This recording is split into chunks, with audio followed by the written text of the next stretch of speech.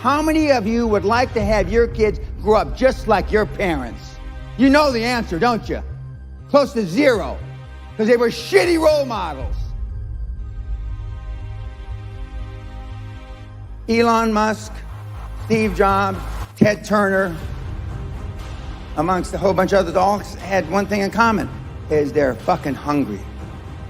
Hungry for a better life. Hungry for change.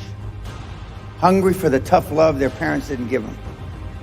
We all slept in our office the first 5 or 10 years of our business life. Slept in our office the first 5 or 10 years of our business life. So the bottom line, you're not willing to do anything. You're not willing to sacrifice anything to be a high-performance person. What kind of sacrifices are you willing to be super successful? 60 hours a week. Nobody is willing to work 60 hours a week to be successful. Nobody's willing to miss an anniversary, wedding anniversary, to be successful. Nobody is willing to miss a holiday. If you booked a holiday and something important happened in business, would you tell your family to go on the holiday without you? And you're not going to go. Nobody said yes, because you're not willing to make any sacrifices to be high performance. I still work 50, 60, I don't consider it work. I still work 50, 60 hours a week. And I haven't had to work in 35 years. What is your definition of a high performance person? Being all that you can be every day. 24/7, 365, being all you can be. If we would like to improve the quality of our lives, personally and professionally, what would be your advice? What can we do? What is most important? Well, the most important thing is self-esteem. The people that we read about, the people that we admire, the Elon Musks, the Steve Jobs, the Warren Buffetts, etc., all have one thing in common. They have extremely high self-esteem. Self-esteem is built the first 7 or 8 years of life. And unfortunately, we're with our parents the first 7 or 8 years of life. Ergo, we don't have too much high self-esteem. But to build high self-esteem, and the way you build high self-esteem, if you're 25, 35, or 45, is to be around, surround yourself with other people that have high self-esteem. Show me your friends and I'll show you your future. And so you can reverse your childhood by who you associate with. How do you do that? Well, you find people that are where you want to be, but they're already there.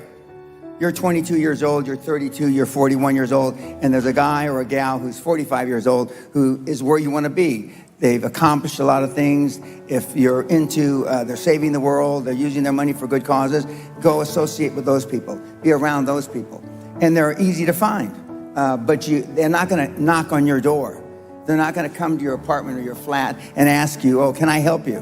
If you want to be a high-performance person, and you don't have to be, 98% of all the high-performance people on the planet are introverts. 98% of all the people on the planet that are high performance are introverts.